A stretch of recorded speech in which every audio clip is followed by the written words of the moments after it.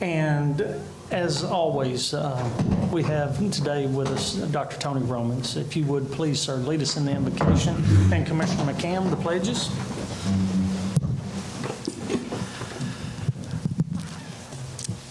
Holy Father, we just come today and we're grateful as we look at the warring of a rebellious world against you and your lordship. Father, we long for peace. Our mind thinks on peace, our heart longs for peace, and our soul hopes in peace because you've made peace through the blood of your Son. You've brought peace near, and Father, I pray that your favor and grace would lead us on to peace. Father, we thank you for this court and the members of it. And we pray, God, your wisdom and your grace would fill this place today and accomplish your purposes in each life and in each task. God, we're grateful again for this season and all that it means to those who love you and love your Son. In Jesus' name, amen. Amen. I pledge allegiance to the flag of the United States of America and to the republic for which it stands, one nation, under God, indivisible, with liberty and justice for all. Honor the Texas flag.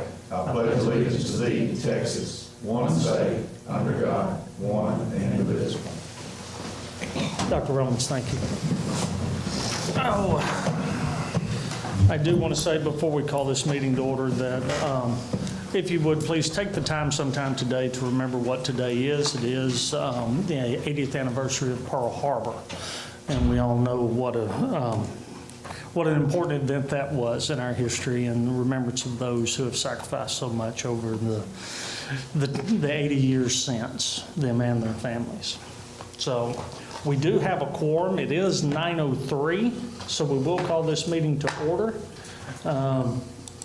Do we have any citizens' comments? No citizens' comments. Item 1, consider and take action on minutes from previously held meeting of Commissioners Court on November the 23rd, 2021.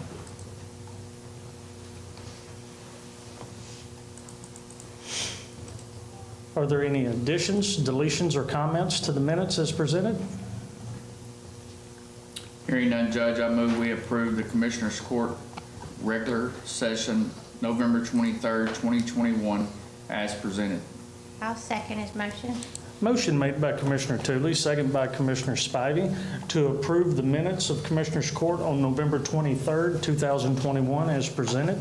All those in favor of the motion? Item passes. Number 2 is consider and take action on changes to the Henderson County investment policy. And prior to the meeting, I had discussions with our county treasurer, who is unavailable today. He is ill and has asked that we pass on this until a next meeting. We have time to get this in place before we have to go out for our depository contract this May. But it is something that we need to be looking at and mulling over as we move forward as to update our investment policy. Does anyone have any discussion on this as we move on? Okay. Well, then we'll just move on and save this for next week. Item 3 is consider and take action on an updated agreement with Rockwall County to hold inmates in the Henderson County Jail. Sheriff? Good morning, Court. Rockwall County's had some change in administration, and they basically just wanted to update this contract. Of course, they're still building their jail. They do believe it'll probably be finished sometime next year. So after next year, I doubt we'll have any more Rockwall County inmates because they'll have plenty of bed space there inside their own facility. But this is basically the standard agreement that we've had with them for years.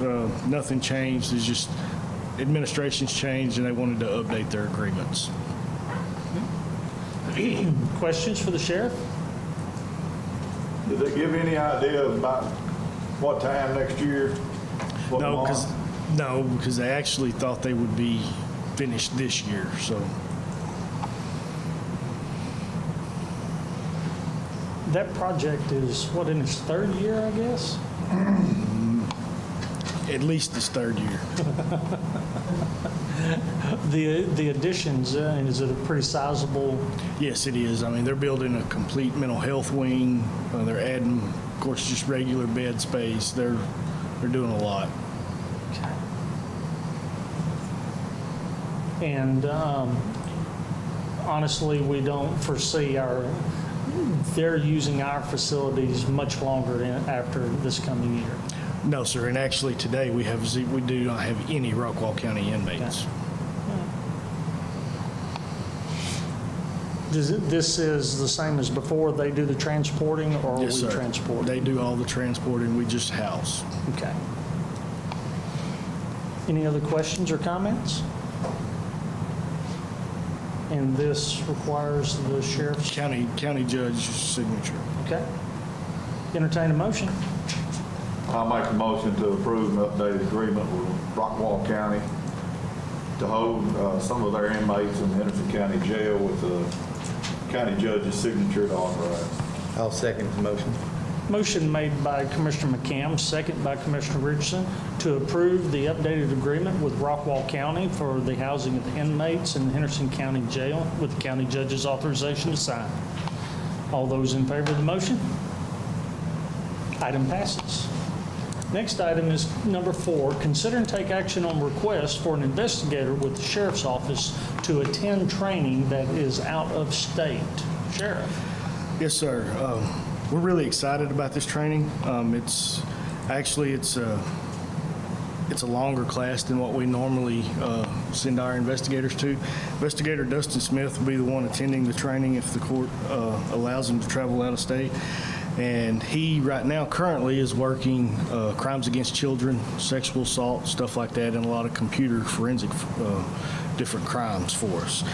And he came to us and wanted to put in for this class, and he was talking to him. It's put on by the Secret Service, and they basically told him, yes, you can put in for the class, but usually there's a waiting list and you don't get accepted your first time. Well, he actually did get accepted on his first time. This is a 5-week class. It'll be in Hoover, Alabama. It's a National Computer Forensics Institute put on by the United States Secret Service. The only thing that the county is going to be out is basically his fuel getting there. And what they are going to talk about during the training is it's different computer crimes, and he will learn how to dump computers and gather computer forensic evidence. And right now, we're having to use other agencies to do things. A lot of times, we're having to use the feds, Kaufman County, DPS, and you send your stuff off, and it's months and months and months before you ever get your stuff back. Well, with this class, he can attend the training, go through the 5-week course on this part. It's actually a 90-day course for the second part, which will include cell phones and stuff. But they provide all the equipment. They send him back with all the computer, all the technology, all the software that he needs. And they maintain that software up to 2 years. And the only thing we're having to pay right now is for him to get to the class. There's no tuition, everything else. They pay room and board, they pay meals, they pay lodging, everything. So it's a great deal. We'll be able to do our own conducting all our own investigations without having to lean on other agencies to help us out. The only caveat to that is they ask if, since we'll have the equipment and it is federal equipment for the first 2 years, that we assist our local agencies if they need some computers or something dumped. We'll have to agree to do that, which is really not a problem. It'll be nice to have this capability in Henderson County. And this pertains to more than just what we call a computer. This is mobile devices. This is the entire gambit. I believe as I scroll through here, there's some mobile classes and things that, and this is just as much used as computers nowadays from what I've read. Yes. This first 5, it's actually going to be a 90-day course, so I'll be coming back to the court for the second half. But this one's going to provide law enforcement investigators with real-world experience with computer hardware, device imaging solutions, forensic analyst tools, legal issues, and then report generation techniques. And then they'll be issued the equipment to do the forensic examinations themselves. Questions, comments? So this will allow us to have in-house somebody that's experienced or trained in this computer evidence recovery.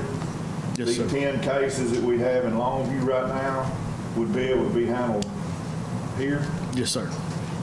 And then also our officer would be able to testify during the court proceeding, Yes, sir. which is, I guess they're having to come from Longview now? Yeah, wherever we get if the prosecutors need them to testify, whoever gathers the evidence, they'll have to come from DPS, Longview, Kaufman County, whoever conducted the examinations. And this would change that to us having somebody in-house. Do it all in-house here in Henderson County. And it's basically free. We will issue him, since it's a 5-week course, he'll have to use his gas card to get up there, and then we'll issue him a credit card just in case there's some kind of emergency, he has a flat or something like that. I wouldn't want him in Alabama without means to fix something if it need be. So moved. I'll second. Motion made by Commissioner Tooley, second by Commissioner Richardson to approve, approve the request for an investigator with the Sheriff's Office to attend out-of-state training. Are there any other questions or comments? All those in favor of the motion? Item passes. Thank you, Court. Thank you, Sheriff. Item number 5, consider and take action on proposed vote center consolidation plan from our Elections Administration. Ms. Luckey. Good morning, Court. Good morning. I've compiled a list. We've shared it. We've asked everybody, looked at it. We have got down to 17 locations. That would be closing 7 locations and opening 1. A couple of commissioners and I, we've visited locations, we've looked at plans. I've met with the city, or talked to the city. Our ones that we want to close are Caney City, and that would be consolidated with Malakoff. St. Peter's would be combined with Gun Barrel City Hall. West Side would be combined with Chandler. The Athens Rock and Shady Oaks would be combined with the Kane Center. The Kane Center would be a new location that we would open, and we'd use the gym there. So that would be a little easier for curbside voting and facilitating voters there. Berryville will be combined with Coffee City, and we might look at a larger location in that area off of 155 in the future for larger elections. And Faith Fellowship will be combined with LaRue. And then we also would like to offer another early voting location. That would be our Henderson County LaRue complex by the JP office there. More voters are voting early, so I think facilitating the early voting and closing these locations, it would just facilitate the voting and help with the workers, getting election workers out there. So that's my proposed plan. You mentioned 2 locations that you would be looking for new locations for those in the November election. So this is the primary lineup. Yes, this is the primary lineup, and next November, well, the next November I think will be okay. Maybe in Gun Barrel, we're going to be looking at using the church in Gun Barrel for a larger location for people to get in and out. But we'll use the city hall in the spring. So, but yeah, I'm just trying to be accommodating to everybody. I mean, anything I can do. I mean, but if we want to keep more open, that's fine. I mean, I'm just trying to help the public get out there and vote, so. Questions, comments from the court? Where does the east side vote early at? Chandler. And that's going to be a new location. Commissioner McCam and I went out and visited with the church there. So how far is it for people in Commissioner Richardson's places? How far of a drive is that to Chandler? Just say right now. 23rd, probably right at 25 miles from Chandler to the route. Maybe a tick further. And when we use that one at JP 4, how long, what does that do? cut them half? What that does is that when we designed the facility, Right. we had designed it for this very purpose, with that intent of eventually working, of course, I don't know what anybody else's thoughts were, but over the years, what I was looking at was eventually getting to 5 early voting locations in the county, 1 in each corner, and then, of course, the 1 in Athens.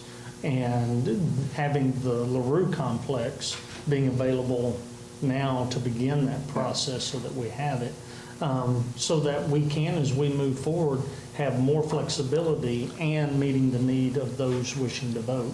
Being a vote center coupled with multiple early voting locations is really, in my thoughts, most advantageous for our voters. Yeah, I agree. I don't, if the question was, is it gonna change Chandler's numbers on the early voting from the LaRue? I don't think so, because I think most of them people in LaRue weren't voting in Chandler. No, that wasn't my question. I was just like, Difference I mean, was to say it's gonna help out the precinct 4 voters that they can go to Chandler now, go to JP4, so they can almost cut their drive in half, or down to Right. 2 or 3 miles maybe from where they live. Yeah. I've talked to Brother Jones at the First Baptist Gun Barrel, and I think it's going to be a go. It's just the fact of it is he's been on vacation, and then he's been out of the office, and we just haven't been able to. He's had to talk with the deacons over there, so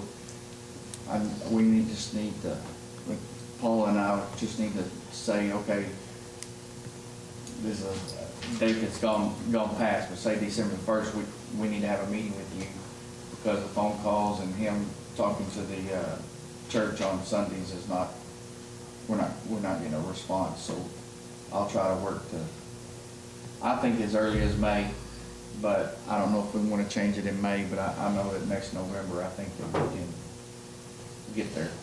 Well, as we heard yesterday, a lot of this, with the lawsuit that was filed against the state of Texas, our timeline may be pushed back on these elections. We don't know how that's going to come out, since the Department of Justice sued, was in the Western District, I think.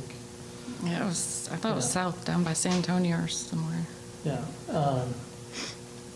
But these 17 locations are all confirmed. They're all confirmed. We've spoke with every one of them. We've gave them all our dates for 2022, so I have everything lined out for next year. So Some may be asking why the move in Chandler, and it may come to a shock to everyone. I love but- Chandler. It's a great location. There's the parking. Right. You can't get in. People can't get in and get out. I mean, it's just hard to get in. So I think the new location is gonna be an asset to us also.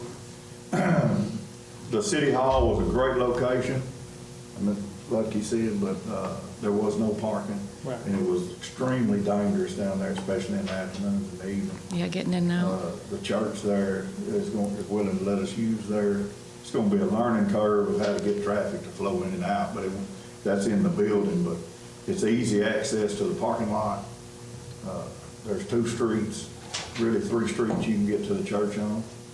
So it's right there at the red light in Chandler, so it'd be easy access. So I think it's not gonna be a problem moving it from the location it was at City Hall to the church. I hate to close any locations, but as Ms. Lucky can testify, and we also have the Democrat chairman here, we can't find help for all these locations. Right. And it's getting to be a bigger and bigger problem. But I think we've done a service whenever we made the county a vote center. Then these constituents can vote anywhere they want to in the county. And you can vote anywhere you want to anyway on early voting. You can vote in Chandler, LaRue, Athens, or Gun Barrel City now.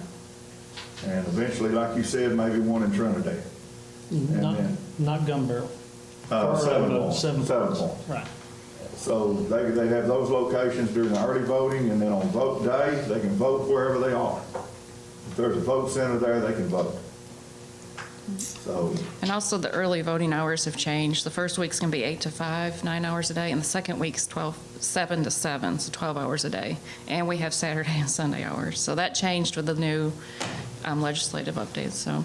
Was that a requirement The for state senate. counties our size? Yeah, we're over 55,000, so from 55 to 100. If you're over 100, you had more you had to do, so. Because prior to, it was 8 to 5. 8 to 5 and 2 long days, 2 7 to 7 days. And Okay. a Saturday if you wanted, it wasn't mandatory, but now a Saturday is, so. What's the estimate, and I say labor savings, but don't mean so much in the dollar amount, but the effort, as the commissioner stated, of finding workers. Oh, it'll help out, and we'll be able to have trained workers where that know the equipment more, and it's just the technology of the equipment and stuff, just getting people that can grasp the equipment, so, I mean, it'll help out a ton. how many people usually work a location? 4 to 6. 4 to 6, so we're shutting down essentially 6 stations, because we open one and we close 7. So you're looking at 35 to 40 workers. Yeah, and then you're going to have the LaRue complex. It's really 7 days you're closing, but you're opening the LaRue another 10 days. So, I mean, but it's the quantity of people that you're going to have. I mean, those early voting workers can still work election day. So,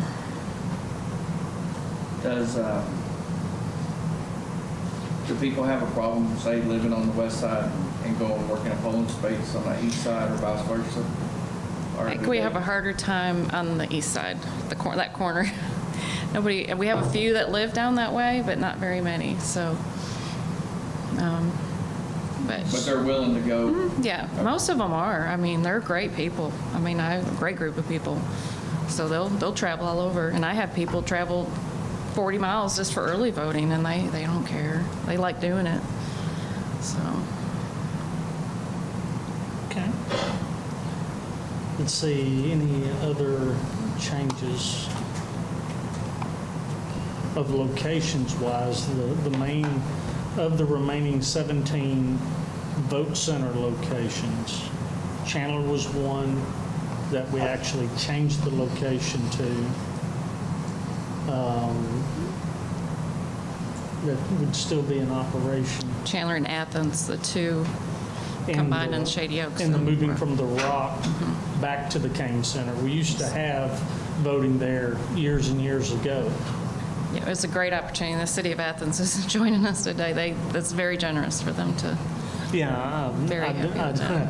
I do. I can't say thank you enough to the city of Athens allowing us with the Texan the last couple of years, the last couple of cycles. The Texan has really been a wonderful addition to our voting locations. Especially when we went 3 weeks early voting last year, I believe, due to They have been really good to work with. We have a good relationship with them, so. And we host some of their elections, so, I mean, we got a good working relationship. Okay. All right. I think this is a great step. Of course, we'll still have to, as I mentioned, who knows what's going to come out of the lawsuit as far as the timing of the primaries. So We're ready, whatever happens. that's all we can do is be ready. Any other comments, court, questions? I think Paula did say she went to a conference this week and got some information about our completion of our districts and stuff. Every quarter we meet, the election administrators from our East Texas region meet, and we actually host it. We did it at the Texan the other day, but, and they love that. They want to come back next quarter, so. But they are behind. I mean, just the comments coming from them, just everything. So, and I told Judge the other day, I'm so thankful that we got it done. Everything's done. All the computer programming's done. So, I mean, within the next couple of weeks, we'll get it to our vendor, new cards will be done. So we're sitting in good shape. I mean, so Fantastic. thank y'all. And they don't have a working relationship with their court. I mean, it's just amazing. So I'm very happy. So we're ahead of the average. We are, then. I think so. Well, fantastic. I bragged on everybody. Well, I know we've been looking at this for about 4 years. So it comes down to some of these areas that we've looked at the numbers in, and we could see the voter turnout was getting lower and lower, and we was attributing that to more early voters going to the locations in Chandler and Athens and 7 Points, and that's the reason that some of these areas were closed, trying to find help. To work at some of these locations was beginning to become a problem, and you know, I think through the elections department and the chairs and the court that it's something that probably needed to be done anyway. It's hard to do, to come in and close some of these locations, but I think it was necessary to do, and I think we'll be able to work with what we've got. And I'll do the posting requirements and everything, and I'll try to notify the voters that did show up at those locations. We can run lists and stuff, so we can try to notify everybody where you can go. And, I mean, and the least amount we can have is 15, so we're still within the legal amount to have. So you can have half as many as your vote centers. Will we be posting something at these old locations? Yes, I have to post, and I'll post all of them where they can go, but, yeah, and I'll work with those old locations and make sure we can get that done. But yes, sir, yes, that will be done. And when we drew the new lines, I know for Precinct 4 Commissioner and Precinct 3 Commissioners had to give up some space to make the numbers come out right, and some of those on 317, 315 up in that area, it's a pretty good ways to the roof from there. But those people can still vote in Chandler or Brownsboro or where, you know, wherever they like. the poll is open. So I think it'll be a benefit to them. When you look at the total number of individuals involved, you know, not just the workers, ballot board, all of the different things, you're talking what's been in the past. If you follow the numbering scheme, it's about 150 people just in. Yeah, we had 92 the other day, so. Yeah. Just a little election, so. So it's It'll be not a small feat when you're talking about pulling these elections off, and they get more and more complicated every year. We were discussing the other day, on Friday about 4 o'clock in the afternoon, we get a 20-page advisory from the Secretary of State on the election changes. So. Last week it was Thursday before, and all the new forms we had to have. Yeah, and now the voter registration cards come out this year? Yes, the first week of January is when we're supposed to send those. So I've already talked to our vendor. I will be sending the list probably next week. I'm still making little tweaks, making sure everything's perfect. So we're just using the extra time to make sure we've moved everybody properly. And are you feeling comfortable about the changes through redistricting entered into the system? Yes, I'm feeling really good about it. Yeah, the big stuff's all been done. It's just going through and making sure. We know you're going to fret over it. Oh, yeah, I'll worry about it. But you feel? I feel really good. Okay. I feel a lot better I did a month ago. So it's on the backside, getting done. Any other comments, questions? I'd like to say what a blessing Ms. Lutke has been stepping in and doing all this at this time. Thank you. You're welcome. You know, what, 6 months on the job, 3 elections, redistricting, and a consolidation. Yeah. Very good. Thank you So you're very welcome. much. Court, if there's no other comments, entertain a motion. I'd like to make the motion to approve the proposed vote center consolidation plan for elections administration. Second. Motion made by Commissioner Spivey, second by Commissioner Tooley, to approve the proposed vote center consolidation plan for Henderson County from the Elections Administration. All those in favor?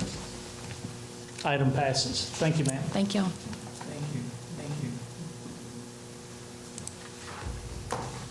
Item number 6, consider and take action to replace a member on the Emergency Service District Number 1 Board of Commissioners located in Precinct 1. Commissioner Spivey? Yes, Court, the gentleman's term was not up yet, but he was sent his request for resignation. Mr. Woody Glover, he's been on the board for quite some time and done a wonderful job, and he decided he wanted to retire. He has a new grandson in California. And then I have a bio from another gentleman that wants to apply to join it, Mr. Roy Scruggs. And I got the president from ESD1, Rick High, has requested to place him on the board. So that's just all I'm doing here is just replacing him, and his term will end in 2022. Okay. Questions for the commissioner? Hearing none, entertain a motion.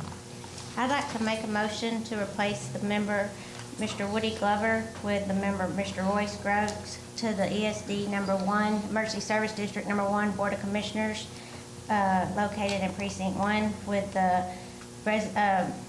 ending date is December 31st, 2022. Second. Motion made by Commissioner Spivey, second by Commissioner Tooley, to approve the replacing of Mr. Woody Glover with Roy Scruggs to the Emergency Service District number 1 Board of Commissioners, term to expire December 31st, 2022. All those in favor? Item passes. Thank you very much. Item 7 is receive financial reports, and we have the consolidated report for the 5 justice courts, and they are available for viewing by the public after the meeting in the clerk's office, if anyone is interested. Item 8 is consider and take action on payroll distributions and accounts cash sheets. And do we have anyone from the treasurer's office? Oh, okay. Well, we have gone through these numerous times, and they're pretty well self-explanatory, but we have the payroll disbursements totals for biweekly 24 for approval. Are there any questions? It looks pretty commonplace. Or comments? Entertain a motion. I'll make a motion to approve bi-weekly number 24 payroll disbursements of $829,394.62. Second. Motion made by Commissioner McCam, seconded by Commissioner Richardson to approve the payroll disbursements for biweekly 24, the amount of $829,394.62. All those in favor? Item passes. The next one is, I believe this is the payroll for the November elections. Questions or comments? Entertain a motion.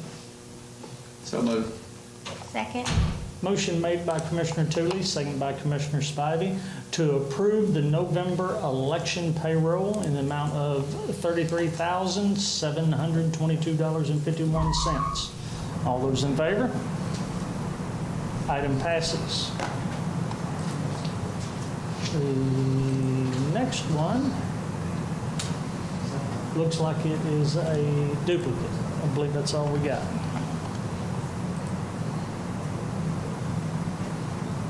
It's 33,722.5. 33,7, yeah, that's a duplicate.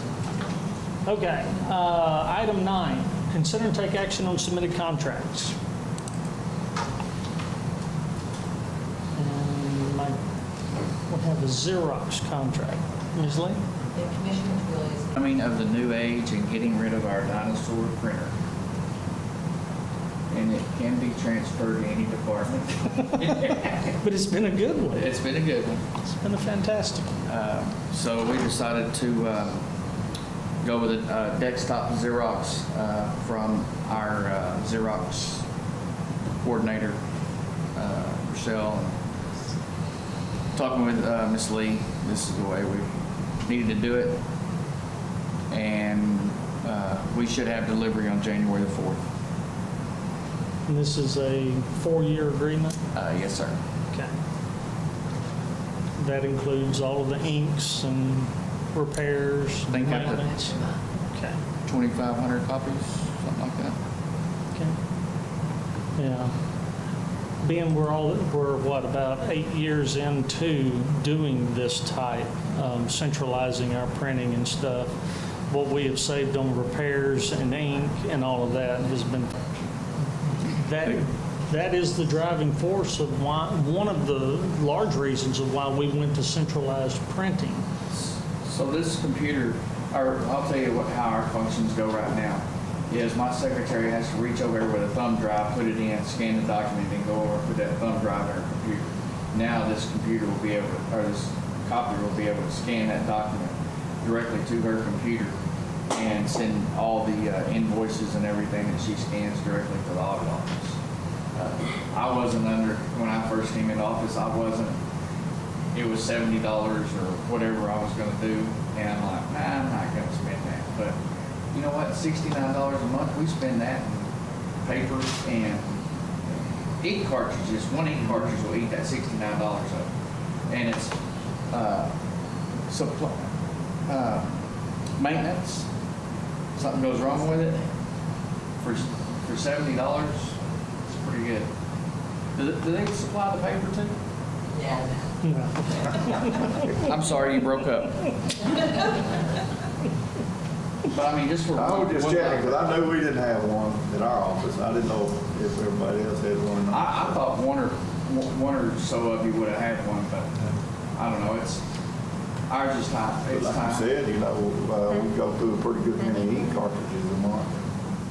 I mean, a year. So, And the biggest problem on your ink cartridges when you buy them is one will run out and you have to plug in one at a time, and then one of them don't use very much, and you got a stack of those left over that you bought that you rarely have to install. So this is pretty much, I guess they put in there what you need. Well, it is driven by the actual number of copies. That's the driving number that they charge for. And with 2,500, not sure what your processes are, but we do know that the addition of the pug mill has created a lot of paperwork and back and forth with the audit office and those wishing to exercise use of it. So, any other comments? So What, I was gonna ask what account this would come out of, office supplies or? Okay, Precinct 1 sanitation. okay. No. We have I'll second. motion by Commissioner Tooley, second by Commissioner Spivey, to approve the Xerox contract to acquire a printer at Precinct 2. Who needs authorization? You. I think it's the county judge. I see it. Do I have that? With the There county you go. judge's authorization. With the judge's authorization to sign. Any further comments? All those in favor? Item passes. Thanks, Court. Thank you. Item 10, consider and take action on right-of-way request permits. We have one in Precinct 2. Yes, Court, this is, I got a call last week. This was kind of an emergency repair, so this is kind of paperwork. At 111 Thunderbird Drive in Thunderbird Shores, there was a 12-inch water main break. And as you can see in the picture, that gentleman is in waist deep of water. It was about 50 degrees outside. But anyway, they've repaired the road, and we're going to watch it, maintain it in case we do get any kind of sinkhole, because they were anywhere from 4 to 6 foot deep down there. 12-inch line, that's not common under county roads, is it? No, it's not, sir.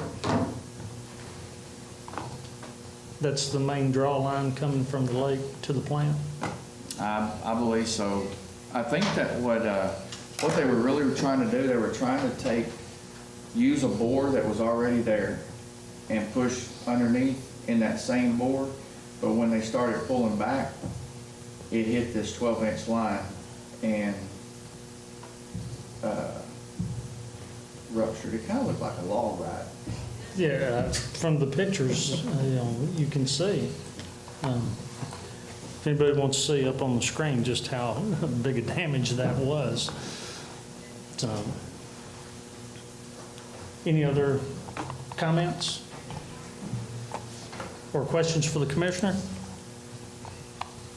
Entertain a motion. Judge, I move we approve the proposed utility line activity for East Cedar Creek Fresh Water Supply District to perform an emergency repair on a 12-inch water line within the right-of-way at Thunderbird Shores around the 111 Thunderbird Drive with the commissioner's authorization to sign. I'll second. Motion by Commissioner Tootley, second by Commissioner Spivey, to approve the right-of-way permit with East Cedar Creek Fresh Water Supply District to perform emergency repair on the 12-inch line in Thunderbird Shores with the commissioner's authorization to sign. All those in favor of the motion? Item passes. Thanks, Court. Forgive me, I'm having difficulties here. Item 11, consider and take action on submitted budget amendments. Ms. Lee? Yeah, we have budget amendments today and 2 points of interest. With respect to the 173rd District Court, during COVID budget, we sometimes missed budgeting him liability insurance completely. And then the HR department has no employees starting in January, and we did not budget any funds for furniture and such. So she's trying to do a little preparation now and get that set up. Okay. Are there any questions and comments about the proposed budget amendments?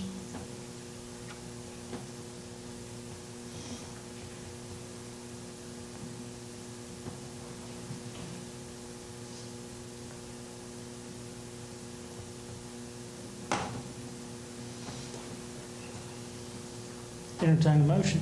So moved. I'll second. Motion made by Commissioner Spivey, second by Commissioner Richardson to approve the budget amendments as presented. All those in favor? Item passes. Item 12, consider and take action on payment of bills. Yes, sir, we have 2 sets of bills. Our first one is for FY '21 in $1,335,374.68.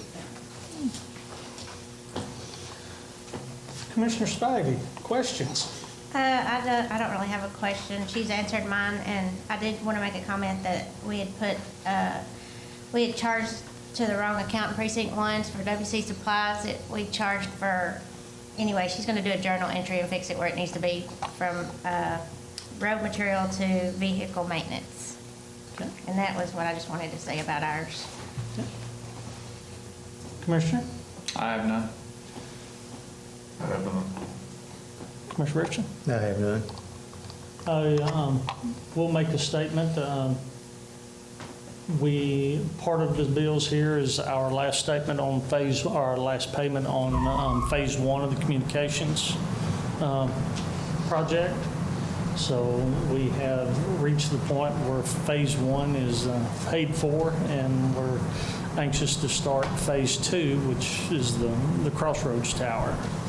I want to thank everyone, especially our audit office, involved with that, because there has been a lot of work done to bring this system up and operating, both on the ground and administrative-wise and in the accounting side. So thank y'all. And incidentally, that payment is $841,000 out of the 1.3 today. I did have one question. Bail bond board, are we refunding somebody, or what is that? Yes, sir. We are refunding the surety bond on a bill bond. Okay. Entertain a motion. I'd like to make a motion to approve the fiscal year 2021 bills in amount of $1,335,374.68. I'll second the motion. Motion made by Commissioner Richardson, second by Commissioner McCann to approve the 2021 bills in the amount of $1,335,374.68. All those in favor? Passes. We have fiscal year '22 in the amount of $426,758.76. Commissioner Spivey? I have no questions, Judge. Commissioner Tootley? I have none. Commissioner McCann? No. Commissioner Richardson? No question, Judge.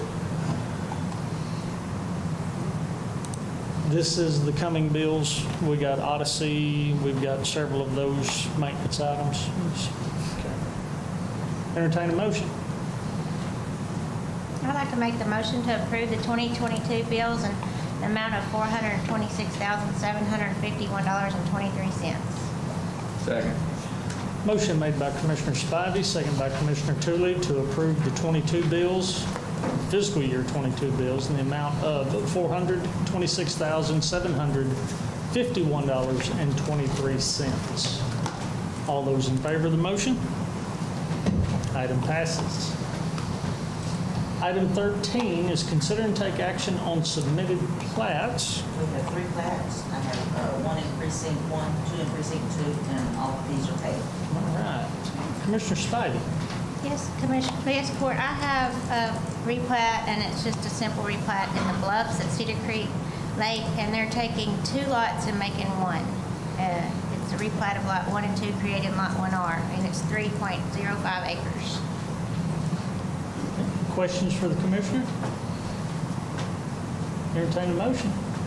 I'd like to make the motion to approve the replat of the Bluffs at Cedar Creek Phases 1 and 3, replats of Lot 1 and 2, creating Lot 1R of 3.05 acres for filing purposes only, and the judge's authorization to sign. Second. Motion made by Commissioner Spivey, second by Commissioner Tootley to approve the replat in the Bluffs at Cedar Creek Lake of Lot 1, replat of Lots 1 and 2, creating Lot 1R for filing purposes only. All those in favor? Item passes. Commissioner Tootley? Yes, Court, these both of mine kind of work hand in hand, as you'll see on both the plats. There is a lot that is in between the 2 owners.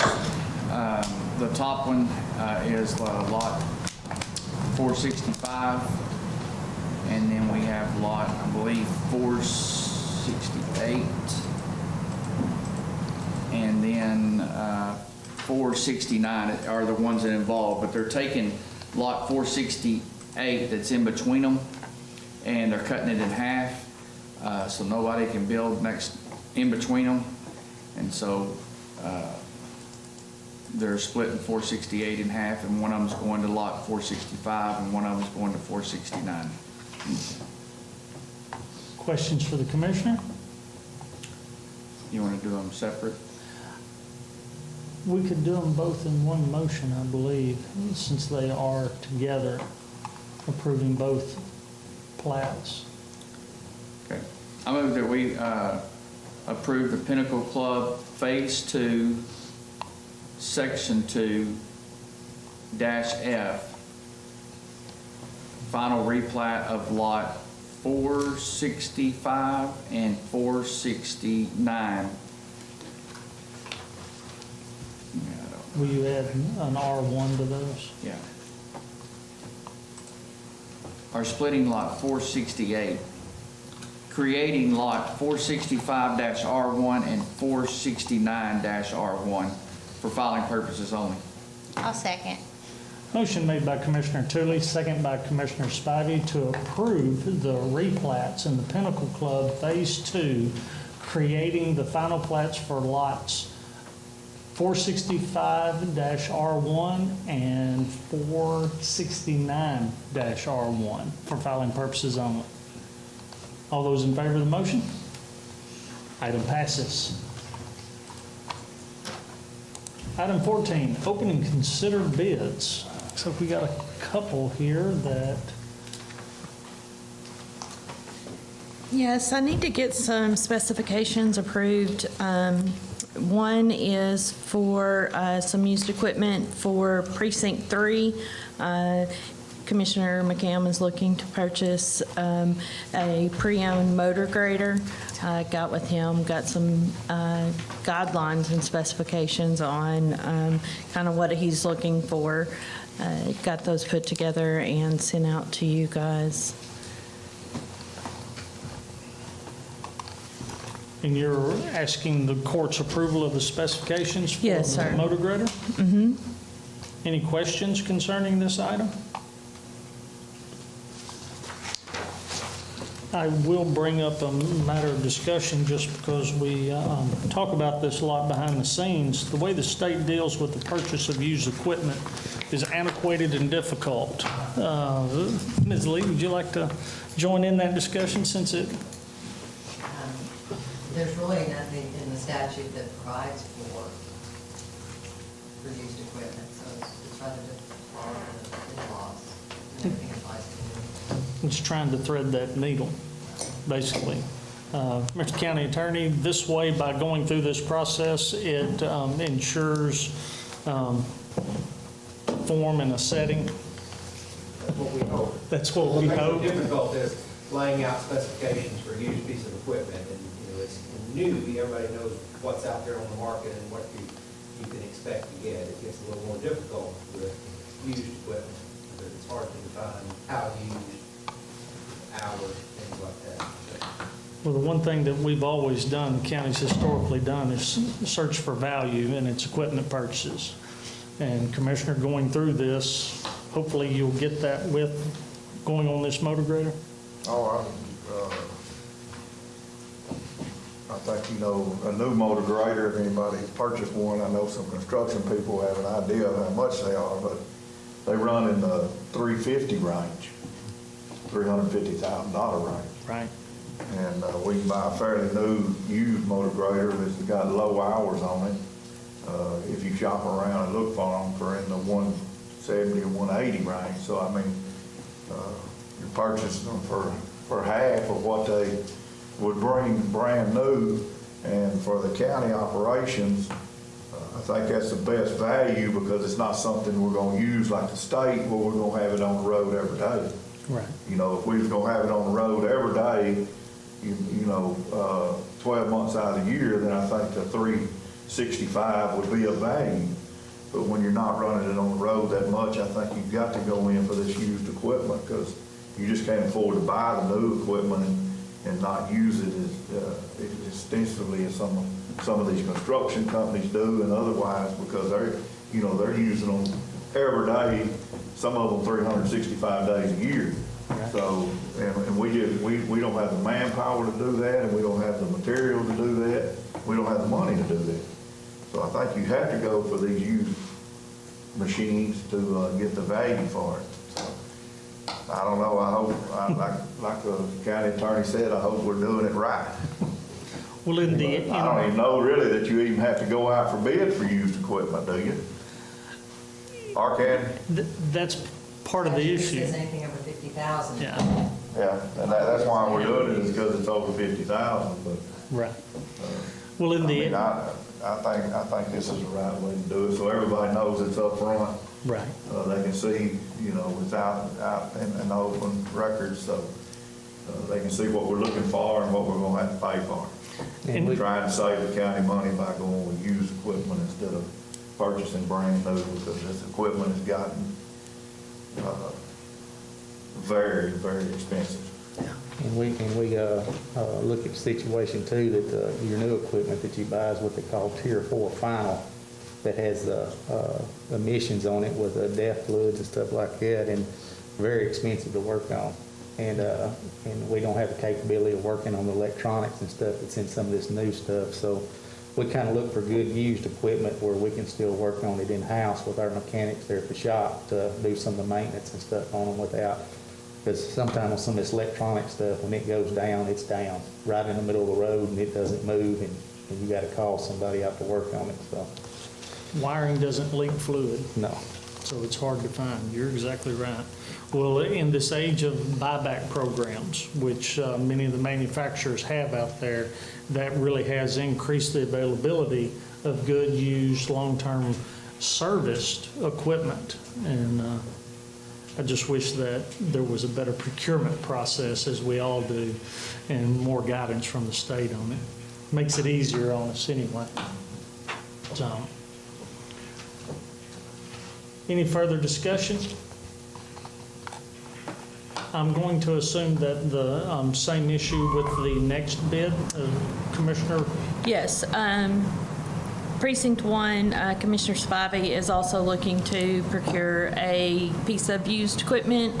She, however, is looking for a pad foot roller or a sheep's foot. Where Precinct 3 is looking for a motor grader, just different piece of equipment, same situation.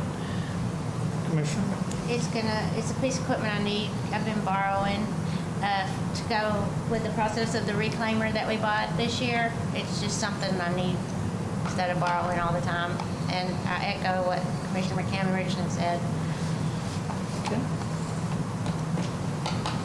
Any further comments or discussion concerning the two specifications that are before us? Hearing no further comments, entertain a motion to approve the specifications for the bid for pad foot rower and motor grader. I'll make that motion. I'll second. Motion made by Commissioner McCamm, second by Commissioner Spivey, to approve the bid specifications for a pad foot roller and a motor grader. All those in favor? Item passes. Thank you, ma'am. Clerk. Have we got all the bills signed? Yes, sir. Item 15, consider and take action to adjourn. So moved. Second. Motion made by Commissioner Tooley, second by Commissioner McCamm to adjourn. All those in favor? Passes. Thank you very much for being with us.